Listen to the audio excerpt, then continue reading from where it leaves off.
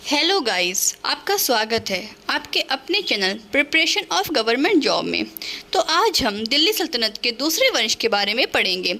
सबसे पहले हम इसे अच्छे से समझेंगे और फिर बाद में खिलजी वंश के कुछ क्वेश्चंस को सॉल्व करेंगे जो प्रीवियस एग्जाम्स में पूछे गए हैं। तो हम स्टार्ट करते हैं। खिलजी वंश। दिल्ली सल्तनत में खिलजियों का शासनकाल 1290 से 1320 ईस्वी तक रहा और इसने पूरे दिल्ली शासन में सबसे कम यानी कि सिर्फ 30 सालों तक ही शासन किया। खिलजी तुर्कों की 64 नस्लों में से एक थे, लेकिन यह निम्न वर्ग के तुर्क थे। खिलजी वंश की स्थापना 13 जून 1290 ईस्वी को जलालुद्दीन फिरोज खिलजी ने गुलाम वंश के आखिरी शासक क्यूमर्श की हत्या करके की थी। सबसे पहले हम पढ़ते हैं जलालुद्दीन खिलजी के बारे में। जलालुद्दीन खिलजी 1290 से 1296 यानी कि 6 वर्ष तक शासन किया। खिलजी वंश का संस्थापक जलालुद्दीन खिलजी था। राज्यारोहण। जलालुद्दीन खिलजी ने तत्कालीन शासक क्यूमर्श की हत्या कर 1290 ईस्वी में किलोखरी में स्वयं को सुल्तान घोषित किया। जलालुद्दीन फिरोज खिलजी ने 70 वर्ष की उम्र में 13 जून 1290 ईस्वी को दिल्ली की गद्दी पर बैठा। यह सबसे उम्रदराज राजा था। राजधानी। जलालुद्दीन खिलजी का राज्याभिषेक कैकोबार द्वारा बनाए गए किलोखरी के महल में हुआ। इसने अपनी राजधानी किलोखरी को बनाया। जलालुद्दीन खिलजी के समय की प्रमुख घटनाएं। मलिक छज्जू का विद्रोह। 1290 ईस्वी में कड़ा का सूबेदार मलिक छज्जू ने विद्रोह कर दिया। सुल्तान यानी कि जलालुद्दीन खिलजी ने इसके विद्रोह का दमन कर दिया। रणथंबोर अभियान। 1251 में जलालुद्दीन खिलजी ने रणथंबोर अभियान किया, लेकिन किले की सुदृढ़ता को देखते हुए अपना अभियान वापस ले लिया। उस वक्त रणथंबोर का शासक हमीर देव था। फिर मंगोलों का आक्रमण। 1292 में अब्दुल्ला खां के नेतृत्व में मंगोलों का आक्रमण हुआ, जिसमें मंगोल पराजित हो गए। फिर सिद्दी मौला का मृत्युदंड। सिद्दी मौला एक सूफी संत थे। सुल्तान की हत्या के षड्यंत्र करने की संभावना के कारण मृत्युदंड दिया गया। मतलब जलालुद्दीन खिलजी को लगा कि जो सिद्दी मौला जो सूफी संत हैं, ये उसको मारने के लिए षड्यंत्र रच रहे हैं। उसके शक के कारण इसने उनको मृत्युदंड दे दिया। फिर देवगिरी अभियान। 1296 में अलाउद्दीन खिलजी के नेतृत्व में देवगिरी अभियान हुआ, जिसमें देवगिरी के शासक रामचंद्र देव को पराजित कर दिया और अपार धन प्राप्त किया। अलाउद्दीन खिलजी सुल्तान का दामाद और भतीजा दोनों था और इसने जो धन लूटा उसने जलालुद्दीन खिलजी से छुपा लिया। और जब इसके बारे में जलालुद्दीन खिलजी को पता चला तो उसने अलाउद्दीन खिलजी को अपने दरबार में बुलाया। और फिर क्या होता है देखिए। सुल्तान की हत्या यानी कि 1296 में कड़ा में अलाउद्दीन खिलजी ने सुल्तान की हत्या कर दी। मतलब जब अलाउद्दीन खिलजी से पूछताछ के लिए बुलाया, तब इन दोनों में झगड़ा हुआ और अलाउद्दीन खिलजी ने अपने ससुर को मार दिया। फिर उसके बाद जो होता है, अलाउद्दीन खिलजी गद्दी पर बैठता है 1296 से 1316 तक। जलालुद्दीन खिलजी की हत्या उसके भतीजे व दामाद अलाउद्दीन खिलजी ने कर दी और 22 अक्टूबर 1296 ईस्वी में यह दिल्ली की सुल्तान बना। अलाउद्दीन खिलजी के बचपन का नाम अली तथा गुरशाद से था। अलाउद्दीन ने अपने सिक्कों में सिकंदर सानी अर्थात द्वितीय सिकंदर की उपाधि धारण की। अलाउद्दीन खिलजी ने अपने सिक्कों में सिकंदर सानी यानी कि सिकंदर सानी के उपाधि किस धारण की थी? अलाउद्दीन खिलजी ने। अच्छा, अलाउद्दीन खिलजी बहुत इंपॉर्टेंट है, ये ध्यान से पढ़ना, ठीक है? ये ध्यान से समझना है इसको, ये इंपॉर्टेंट है। इसमें से ज़्यादातर क्वेश्चंस बनते हैं। फिर जो अलाउद्दीन खिलजी था वो एक नया धर्म चलाना चाहता था, किंतु उलेमा के कहने पर इसने अपना निर्णय बदल लिया। फिर अलाउद्दीन खिलजी ने सेना को नकद वेतन और स्थायी सेना की नींव रखी। अलाउद्दीन खिलजी ने ही जो है सेना को नकद वेतन देने की और स्थायी सेना की नींव रखी। तो अच्छा, पहले क्या होता था, सेना को वेतन के बदले में भूमि प्रदान की जाती थी, लेकिन अलाउद्दीन खिलजी ने इसको बदलकर नकद वेतन देने की विधि को अपनाया। फिर घोड़ा दागने तथा सैनिकों का हुलिया लिखने की प्रथा की शुरुआत की। किसने की? अलाउद्दीन खिलजी ने घोड़ा दागने और सैनिकों का हुलिया मतलब उसके जो स्केच बनते थे उनकी शुरुआत की। फिर अलाउद्दीन खिलजी ने भू राजस्व कर बढ़ाकर उपज का 50% कर दिया। इससे पहले जो भूमि पर लागत थी वो 1/3 यह 30% लगता था, लेकिन इससे बढ़ाकर अब 50% कर दिया। अलाउद्दीन खिलजी ने लूटे हुए धन, जिसे खम्स कहा जाता था, उसने सुल्तान का हिस्सा 25% से बढ़ाकर 75% कर दिया। मतलब जो सैनिक द्वारा जो धन लूटा जाता था, तो उसमें सुल्तान का हिस्सा 25% होता था, लेकिन अलाउद्दीन खिलजी ने 75% सुल्तान का हिस्सा कर दिया, मतलब अपना हिस्सा 75% कर लिया। फिर अलाउद्दीन खिलजी के 4 प्रमुख सेनापति, सबसे पहले ज़फ़र खां, नूर सतन खां, उलूग खां और मलिक काफूर। अलाउद्दीन खिलजी ने मलिक काफूर को गुजरात में 1000 दिनार में ख़रीदा था, इसलिए मलिक काफूर को 1000 दिनारी भी कहा जाता है। 1000 दिनारी किसे कहते हैं और क्यों कहते हैं? तो 1000 दिनारी मलिक काफूर को कहते हैं, क्योंकि अलाउद्दीन खिलजी ने इसको 1000 दिनार में ख़रीदा था। फिर अलाउद्दीन खिलजी के समय में कई मंगोल आक्रमण हुए, और सबसे ज़्यादा मंगोल आक्रमण अलाउद्दीन के समय में हुए। दिल्ली सल्तनत में सबसे ज़्यादा आक्रमण अलाउद्दीन के समय में ही हुए। पहला हुआ 1297 में, मंगोल का नेता था कादर खां, और उलूग खां के नेतृत्व में हुआ ये, जिसमें मंगोल खां पराजित हो गए, मंगोल का नेता पराजित हो गए। फिर 1298 ईस्वी में सल्दी के नेतृत्व में यहाँ था दिल्ली सल्तनत की तरफ से ज़फ़र खां के नेतृत्व में, इसमें भी सेना मतलब ये था मंगोल के जो थे वो मंगोली पराजित हो गए। फिर 1299 में कुतलुक ख्वाजा, मंगोल नेता था कुतलुक ख्वाजा, और सल्तनत सेना का नेतृत्व किया था ज़फ़र खां ने। फिर ज़फ़र खां ने इन्हें भी पराजित कर दिया। लेकिन क्या होता है इसमें, ज़फ़र खां जीत तो जाता है, लेकिन मारा जाता है, मंगोल के द्वारा मारा जाता है। तो इसमें क्वेश्चन पूछा जाता है कि दिल्ली सल्तनत में अलाउद्दीन खिलजी का कौन सा सेनापति मारा जाता है मंगोलों द्वारा? तो वो है ज़फ़र खां, याद रखना ये। फिर 1303 में तरगी बेग के नेतृत्व में हुआ, इसमें अलाउद्दीन की सेना ने तरगी बेग को पराजित कर दिया। फिर 1305 में 3 मंगोल आक्रमणी आए, अली बेग, तरतक एवं तरकी बेग। तो मलिक काफूर ने इन तीनों को ही पराजित कर दिया। लास्ट में आता है 1306 में कुबक, तो क्या होता है, मलिक काफूर ने इसको पराजित कर दिया।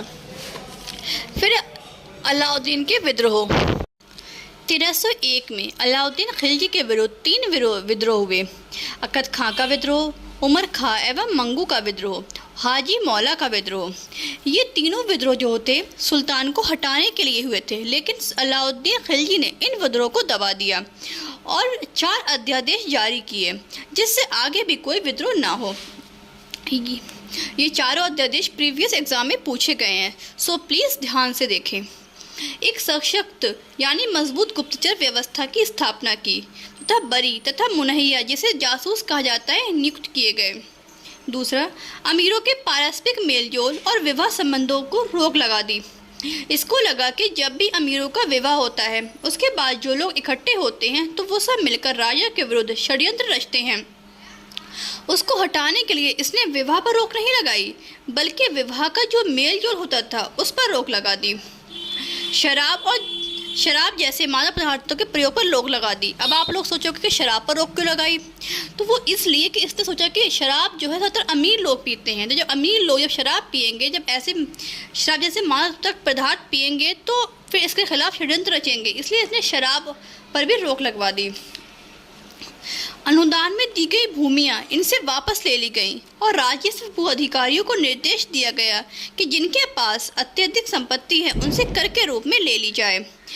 आपने देखा था कि गुलाम वंश में वेतन के बदले भूमि प्रदान की जाती थी, लेकिन अलाउद्दीन खिलजी ने नकद वेतन की नीति अपनाई और इसने जो कहा कि जो जिनके पास ज़्यादा भूमियाँ हैं, अत्यधिक ज़मीनें हैं, उनसे कर के रूप में वापस ले ली जाए। फिर अलाउद्दीन के अभियान। अब अलाउद्दीन के अभियान के बारे में पढ़ते हैं। अलाउद्दीन के अभियानों को 2 भागों में बांटा जाता है, उत्तर भारत के अभियान, दक्षिण भारत के अभियान। उत्तर भारत अभियान में अलाउद्दीन ने उत्तरी भाग के कई राज्यों को जीत लिया था तथा जीते हुए राज्यों को अपने साम्राज्य में मिला लिया था, जबकि दक्षिण के राज्यों को भी अपने साम्राज्य में मिलाने के बजाय अपनी अधीनता स्वीकार करवाकर अपने अधीन शासन करने का अधिकार दिया। उत्तर भारत के जो भी युद्ध किए इसने, उनको तो अपने साम्राज्य में मिला लिया, लेकिन दक्षिण भारत के जो इसने युद्ध किए उनको साम्राज्य में इसने मिलाया नहीं बल्कि अपने अधीन कर लिया। मतलब इसने कहा कि शासन तो तुम ही करो, यानी कि वहाँ के राजा ही करें, पर उन्हें इसके बदले में धन देना पड़ेगा, यानी कि लगान देना पड़ेगा। इसने उनको अपने अधीन शासन करने का अधिकार दे दिया, यानी कि शासन के बदले धन। सबसे पहले हम अलाउद्दीन खिलजी के उत्तर भारत के अभियान देख लेते हैं, जैसे इसने जीतकर अपने साम्राज्य में मिला लिया। सबसे पहले इसने गुजरात पर विजय हासिल की। इस समय गुजरात का शासक कड़ बघेला था। इसने गुजरात पर की थी 1299 में। 1299 में गुजरात अभियान हुआ और कड़ बघेला बिना युद्ध किए ही भाग गया। जब कड़ बघेला को पता चलता है कि अलाउद्दीन खिलजी ने उस पर युद्ध किया है, तो वह बिना युद्ध किए ही भाग गया और देवगिरी में रामचंद्र देव के यहाँ शरण ली। इस तरह गुजरात को दिल्ली सल्तनत में मिला लिया गया। फिर रणथंभौर विजय 1300 में 1301 ईस्वी से। फिर उसके बाद इसने रणथंभौर जिले पर चढ़ाई कर दी। इस समय रणथंभौर का शासक हमीर देव था। 1300 ईस्वी में रणथंभौर अभियान हुआ और हमीर देव के मंत्री रणमल के विश्वासघात के कारण 1301 ईस्वी में अलाउद्दीन खिलजी ने किले को जीत लिया और रणथंभौर को अपने साम्राज्य में मिला लिया। यानी कि जो रणथंभौर का जो शासक था हमीर देव, जो इसका मंत्री था रणमल, उसने विश्वासघात कर दिया। उसने अलाउद्दीन के साथ जाकर मिल गया और हमीर देव को धोखा दे दिया, जिस वजह से हमीर देव हार गया और अलाउद्दीन खिलजी ने जीत प्राप्त कर ली। फिर है चित्तौड़ विजय 1303 ईस्वी में। 1303 में चित्तौड़ अभियान हुआ। अलाउद्दीन ने रानी पद्मावती के लिए किया और यहाँ के राजा रतन सिंह को पराजित कर दिया, किंतु रानी पद्मावती ने चित्तौड़ की महिलाओं के साथ जौहर कर लिया। आप लोगों ने पद्मावती मूवी में देखा ही होगा कि क्या करता है अलाउद्दीन खिलजी जो होता है वो चित्तौड़ पर आक्रमण कर देता है। और वो क्यों करता है? वो रानी पद्मावती के लिए करता है और यहाँ के राजा को, जो रतन सिंह होता है यहाँ का राजा, उसको पराजित कर देता है। किंतु होता क्या है, रानी पद्मावती जो होती है वो चित्तौड़ की महिलाओं के साथ जौहर कर लेती है, यानी कि आग में खुद को सती कर देती है। फिर है मालवा विजय जो 1305 ईस्वी में हुआ था। इस समय मालवा का शासक महलक देव था। 1305 में मालवा अभियान हुआ जिसमें महलक देव पराजित हुआ और अलाउद्दीन खिलजी ने मालवा को दिल्ली सल्तनत में मिला दिया। फिर आते दक्षिण भारत अभियान।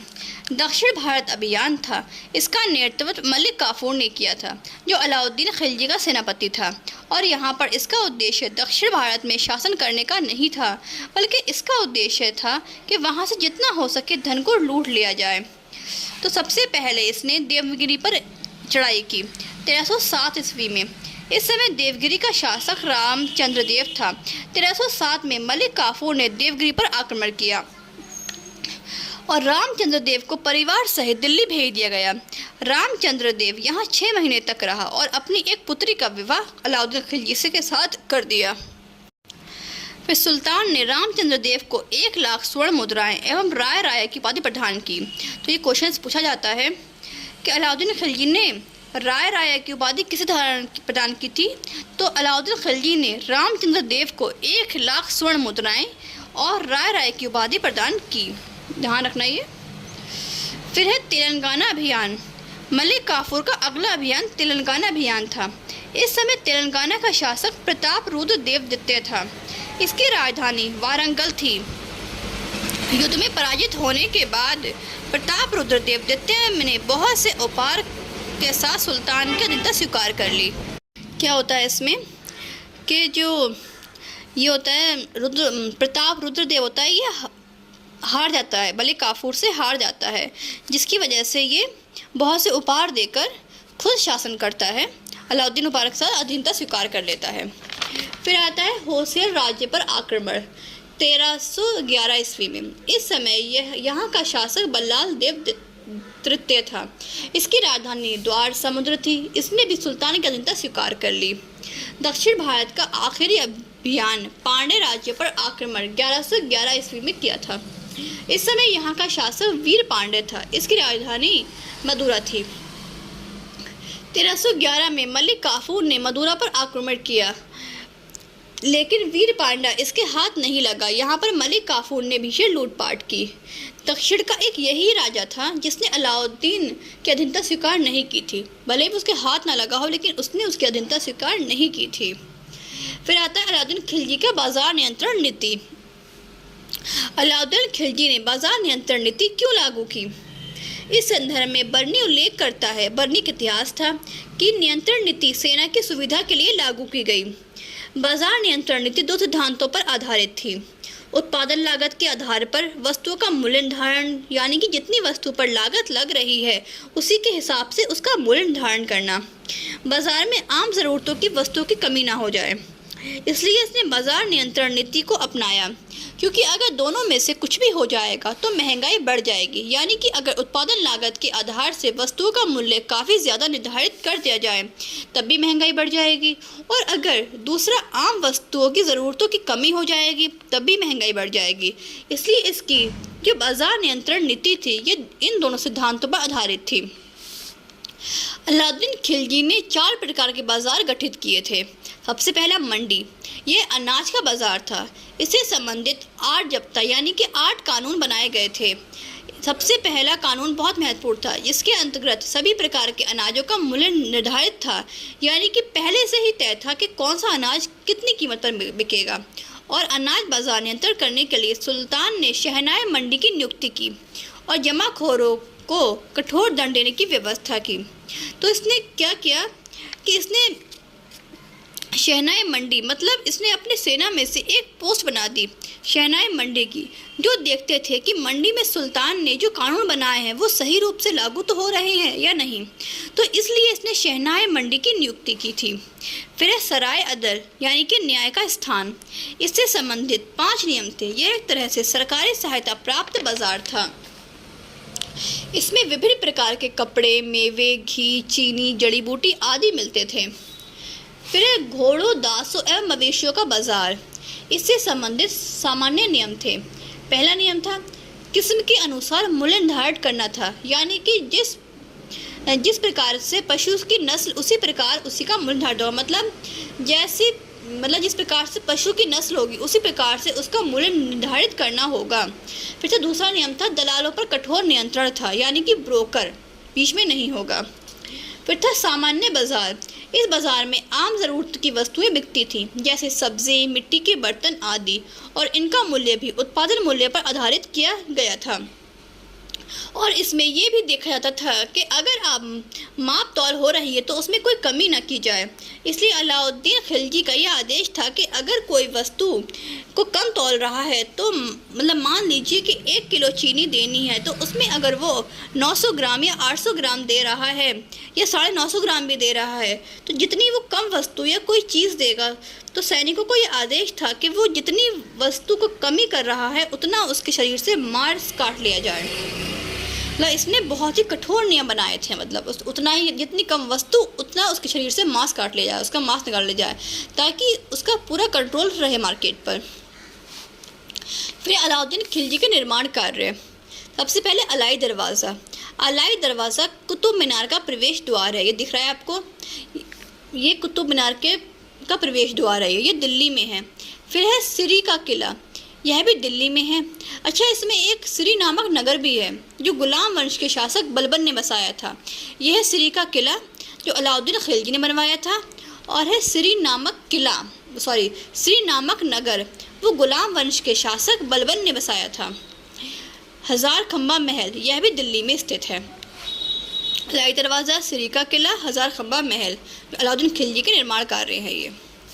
फिर है अलाउद्दीन खिलजी की मृत्यु के बाद मलिक काफूर ने उसके 6 वर्षीय पुत्र शिहाबुद्दीन खिलजी को सुल्तान बना दिया और खुद उसका प्रतिशासक बन गया। मतलब क्या होता है कि अलाउद्दीन की मृत्यु हो जाती है और जो मलिक काफूर जो उसका सेनापति होता है वो उसके 6 वर्षीय पुत्र शिहाबुद्दीन खिलजी को। अच्छा, अलाउद्दीन खिलजी के और भी बेटे होते हैं, बड़े बेटे और भी होते हैं, 2 बेटे, लेकिन वो क्या करता है कि सबसे छोटा बेटा जो होता है शिहाबुद्दीन खिलजी, उसको सुल्तान बना देता है और उसके प्रति शासक बन जाता है। मतलब क्या होता है कि इसमें क्या मतलब चाहता क्या है, मलिक काफूर के नाम मात्र का राजा तो यही रहे, शिहाबुद्दीन रहे, और लेकिन पूरा कंट्रोल उसका मलिक काफूर का रहे। लगभग 35 दिन के शासक के बाद अलाउद्दीन खिलजी के तीसरे बेटे मुबारक शाह खिलजी ने मलिक काफूर की हत्या कर दी। मतलब मलिक काफूर को मरवा दिया और शहाबुद्दीन को बंदी बनाकर उसकी भी हत्या करा दी और खुद शासक बन गया। मतलब अपने भाई को भी मार दिया, मलिक काफूर को मरवा दिया और अपने भाई को भी मार दिया और खुद शासक बन गया। वहाँ पढ़ेंगे मुबारक शाह खिलजी के बारे में, जो 1316 से 1320 ईस्वी में हुआ था। मुबारक शाह खिलजी ने खलीफा के पद को मान्यता नहीं दी। मतलब खलीफा कौन थे? मुसलमानों के धार्मिक गुरु होते हैं। जो कोई सुल्तान बनता था तो वो खलीफा से आज्ञा लेनी पड़ती थी कि तभी वो सुल्तान की उपाधि प्रदान करता था। लेकिन इसने क्या किया, मुबारक शाह खिलजी ने क्या किया कि इसने खलीफा के पद को मान्यता ही नहीं दी, कोई मान्यता नहीं दी, बल्कि ये कहा कि मैं खुद ही खलीफा हूँ। इसने स्वयं को ही खलीफा घोषित कर दिया। क्वेश्चन आता है कि स्वयं को खलीफा की उपाधि किसने दी थी? तो स्वयं को खलीफा की उपाधि मुबारक शाह खिलजी ने दी थी, याद रखना ये। अच्छा, इसका मानसिक संतुलन जो था सही नहीं था। यह दरबार में कभी कभी महिलाओं के वस्त्र पहनकर आ जाता था एवं कभी कभी तो निवस्त्र भी आ जाता था, मतलब नग्न रूप में आ जाता था दरबार में। बाद में इसके प्रधानमंत्री खुसरो खां ने 1320 ईस्वी में इसकी हत्या करवा दी और खुद शासक बन गया। खुसरो खां का अन्य नाम नसीरुद्दीन शाह। हम पढ़ेंगे खुसरो शाह के बारे में, ज़्यादा है इसके बारे में, बहुत कम रहा था। इसने ये 14 दिन का शासक किया इसने। नसीरुद्दीन खुसरो शाह 15 अप्रैल से 27 अप्रैल 1320 ईस्वी तक बस कुछ ही दिन शासक रहा। उसके बाद इसकी हत्या करवा दी गई और खिलजी वंश को खत्म कर दिया गया। उसके बाद जो है तुगलक वंश की शुरुआत होती है, इसके बारे में हम अगली वीडियो में पढ़ेंगे। तब तक हम इस सेशन के प्रीवियस क्वेश्चन को देखते हैं जो आपको इस सेशन से मिलेंगे और इन क्वेश्चंस को आपको खुद सॉल्व करना है और आंसर्स कमेंट बॉक्स में देने हैं। अगर आप हमारे चैनल पर नए हैं तो सब्सक्राइब करें और वीडियो अच्छी लगी हो तो लाइक और शेयर ज़रूर करें।